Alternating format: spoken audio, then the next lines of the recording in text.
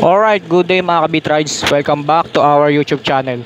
So today mga ka-Beatrides, nandito tayo ngayon ulit sa Valderrama, no? So alam nyo na yan.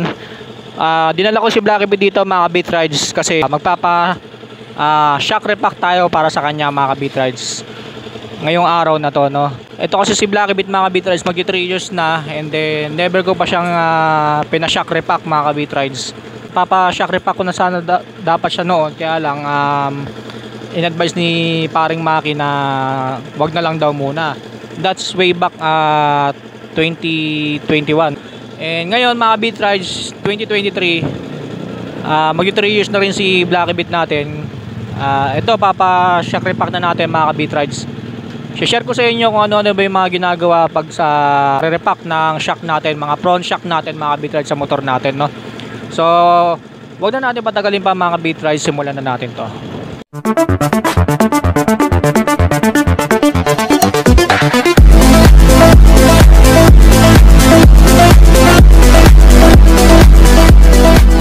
Alright, so yan na nga mga ka-Beatrides. Bali sinisimulan na ni pare ko yung yung pagbabaklas ng gulong sa unahan mga ka-Beatrides, para masimulan na yung pagre-repack.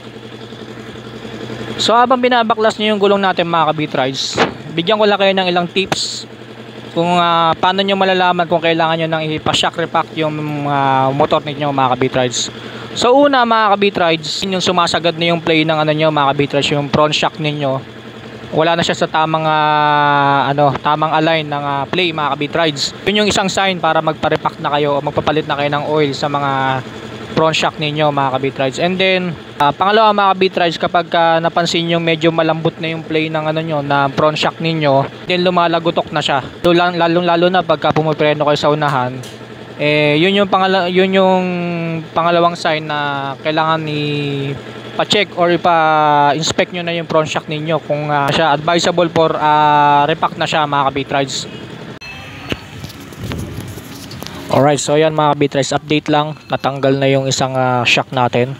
And then yung isang shock yan tinatanggal na ni Paragoy.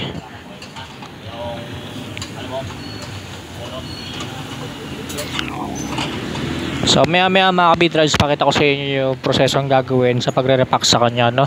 And then kung anong oil yung gagamitin natin. Alright, so yan mga ka-Beatrides, bali ito na, hawak ko na yung oil na gagamitin natin.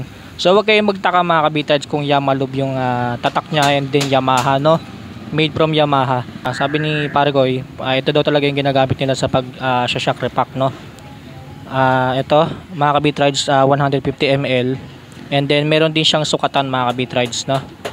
So sabi ni Paragoy sa isang shock is 75 ml mga ka-Beatrides, no? 75 ml siya, so total 150 ml.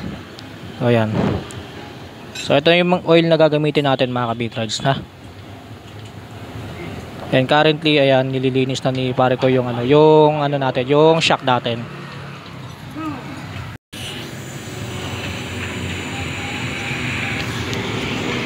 Alright, so ayan mga ka-Beatrides, bali tinatanggal na ni Paragoy yung used oil natin sa front shock mga ka-Beatrides, no? Ayan.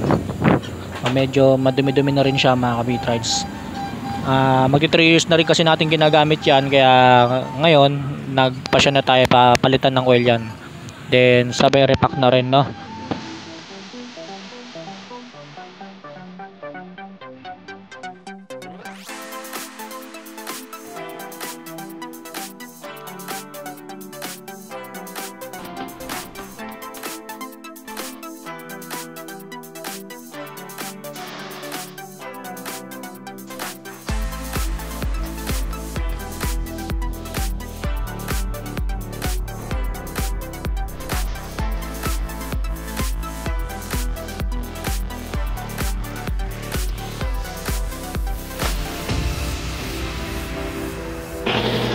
So yan, kung makikita nyo mga ka-Beatrides, kanina ang ginawa ni Paragoy, tinanggal niya muna yung fork seal, yung dalawang bilog na yun, yung kulay itim na yun na mga ka-Beatrides. Ayan. So tinanggal niya muna yun, and then yun, binuhusan niya ng gasolina yung loob ng parehong shock natin, front shock natin mga ka-Beatrides, no? Kasi kaya pala ginagawa yun, binubuhusan ng gasolina sa loob para malinis yung oil residue mga kabitrays, yung mga natitirang dumi sa loob bago lagyan ng panibagong oil, no?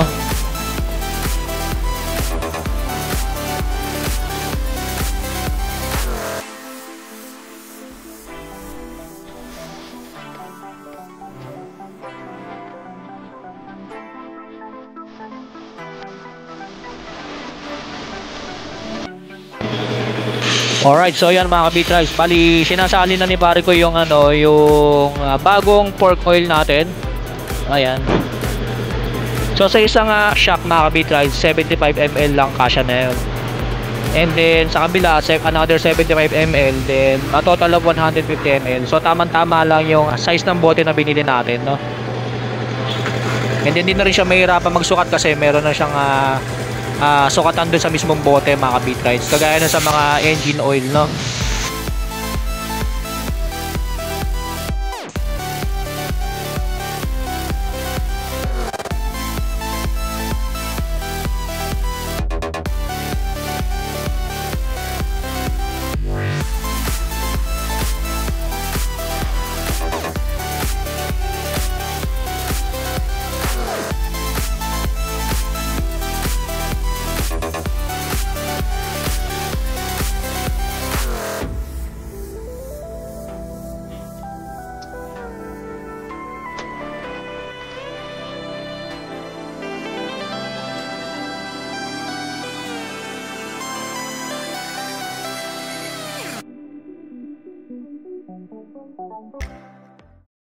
A few inches later. Alright mga kabitrays, so yan, bali tapos na tayo sa pagpapa-shock repack. Ito si pare ko, bali papakita lang namin sa inyo mga kabitrays yung current plane ng shock natin. Sige sir, paano mo na? Ayan. So compared kanina mga kabitrays, medyo malambot yung plane ng natin, yung front shock natin. So ngayon, medyo tumigas-tigas na siya after na ma-repack mga kabitrays, no? O ayan, kung makikita nyo, ayan, yung mark dyan magdidikta kung okay yung plane ng shock nyo mga kabitrays. Kanina kasi medyo sumasagad siya dito mga kabitrays. Dyan. So, sabi bandang taas na. Yung kasi mga kabitrays, recommended na play at least hanggang dito. Sa mark na yan. So far goods na goods naman yung pagkaka-repack sa kanya, no. Medyo nagkaroon lang ng konting problema doon sa kabilang shock sa right side, no. Kasi medyo hindi lumulubog yung yung oil natin. Sabi ni pare ko, meron daw nakabara sa loob. Kaya nilinis niya, inayos niya, no. Ayun, so okay naman na mga kabitrays. So yun mga kabitrays, bali magbabayad na tayo, no. Tapos na yan. Alright, so yan mga kabitrays, pauwi na tayo. Okay na yung natin, front shock natin mga kabitrays. Na-repack na after almost 3 years, no. Maging 3 years na si Blackibit natin. Ngayon pa lang tayo nagpa-shock repack mga kabitrays. So timing naman kasi nga napagalaman ko na hindi na masyado maganda yung play niya mga kabitrays, yung front shock natin, no. Medyo malambot na. Sabi ni sir, pagka gano'n ng sintomas sa play ng ng front shock, pwede na magpa-repack mga kabitrays, no. Yun yung isang senyales na dapat magpa-front shock repack ka na sa motor mo, no. So yun lang mga kabitrays, sana natulungan kayo sa araw na ito, nabigyan ko kayo ng panibagong informative ideas regarding sa front shock repack. Maraming salamat sa panonood ninyo. So dito ko na naman tatapusin ang aking vlog mga kabitrays. Stay safe, ride safe always. Peace out.